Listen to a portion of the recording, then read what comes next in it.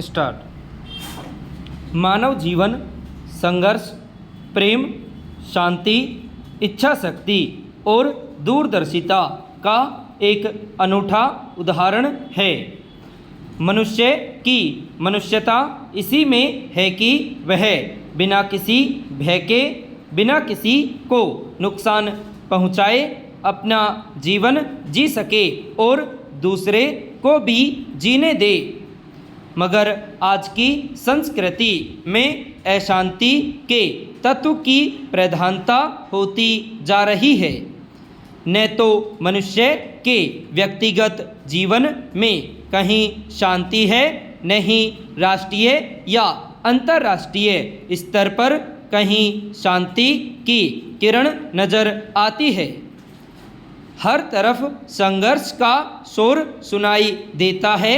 युद्ध और टकराव को ही सबसे आखिरी हल मान लिया गया है, जबकि वास्तविकता यह है कि किसी भी प्रश्न या समस्या का समाधान शांति ही है।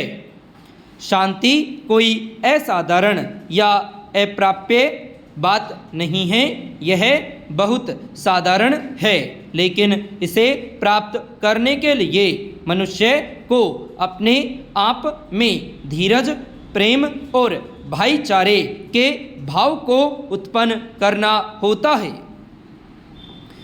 मनुष्य की ईर्ष्या ही उसके इन भावों को बाहर आने से रोकती है और धीरे धीरे न केवल वह खुद की शांति भंग करता है, बल्कि अपने आसपास की भी शांति को भंग करने लगता है। तात्कालिक तौर पर उसे जरूर लग सकता है कि अपनी मर्जी से वह जो कर रहा है उससे उसे शांति मिल रही है, लेकिन वही वास्तव में उसके जीवन की अशांति का प्रबंध भी हो सकता है।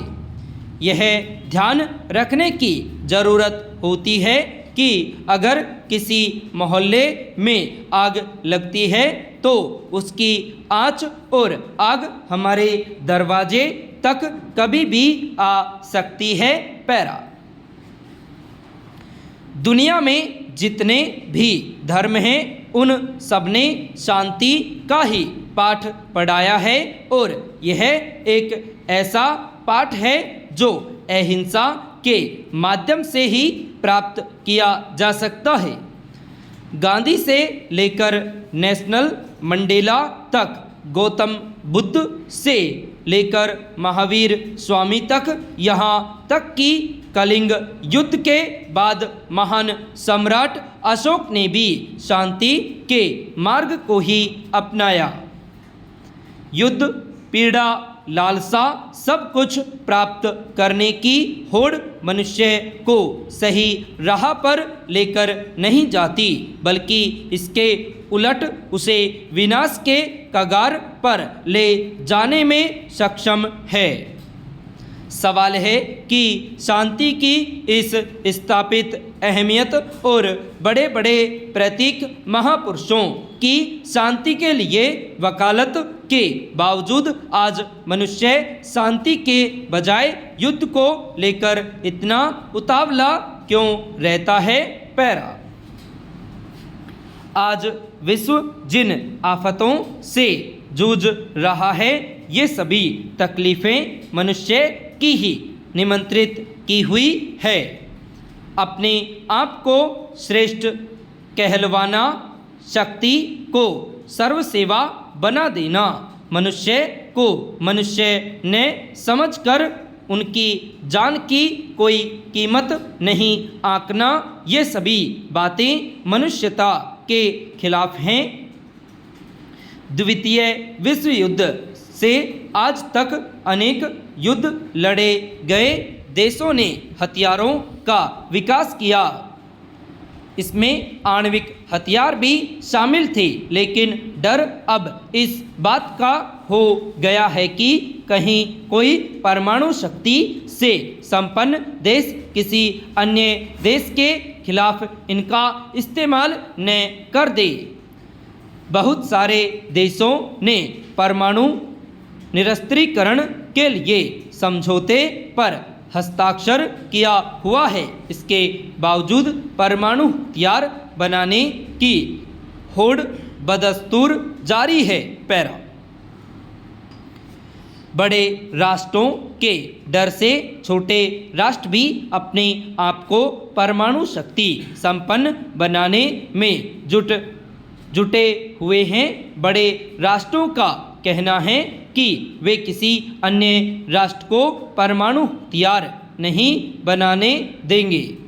वहीं छोटे राष्ट्र अपने बचाव के लिए अपने आप को परमाणु शक्ति संपन्न बनाना चाहते हैं और यहीं से शुरू होती है विश्व में हथियारों की होड़, अशांति का माहौल और आम जनता की पीड़ा। अमेरिका, इजराइल और ईरान के बीच युद्ध इसी बात को उजागर करता है कि कमज़ोर अपने आप को मजबूत बनाना चाहता है और मजबूत अपने से कमज़ोर लोगों को मजबूत बनते हुए नहीं देखना चाहता। यह बात सही है कि परमाणु ऊर्जा का सदुपयोग होना चाहिए, न कि हथियारों की होड़ में इसका उपयोग हो। लेकिन इसका मतलब यह नहीं है कि हम किसी संप्रभु राष्ट्र पर आक्रमण कर दें। ये मुद्दे शांति और भाईचारे से भी सुलझाए जा सकते हैं। बड़े राष्ट्रों को चाहिए कि वे छोटे देशों को आश्वस्त करें कि वे कभी भी उन पर आक्रमण नहीं करेंगे और उनको अपनी सुरक्षा के लिए आणविक हथियारों की ओर जाने की ज़रूरत नहीं पड़ेगी। जापान के हिरोशिमा, नागासाकी शहरों पर परमाणु बम गिराने से उपजी त्रासदी का उदाहरण हमारे सामने है, जिसका प्रभाव आज भी देखने को मिलता है। क्या हम यह चाहते हैं कि हमारे विश्व की वही स्थिति हो जो उस वक्त हुई थी? पैरा हम में से कोई भी यह नहीं चाहता कि विश्व में शांति और असुरक्षा का माहौल पनपे और लगातार युद्धों की राजनीति में राष्ट्र अपने आप को झोंक दे।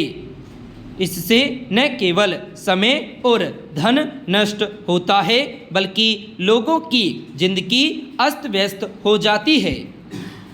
वर्षों से पाया हुआ राष्ट्रीय मुकाम धराशाही हो सकता है। हमें चाहिए कि हम अपनी लालसा को नियंत्रित करें, चाहे वह व्यक्तिगत रूप से हो या राष्ट्रीय अंतर्राष्ट्रीय स्तर पर।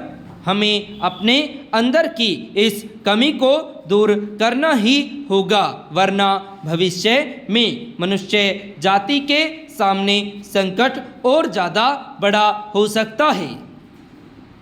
आने वाली पीढ़ियों को हम ऐसा जीवन देकर जाएंगे जो संसाधन विहीन होगा और उनकी प्रगति के सारे रास्ते बंद हो जाएंगे।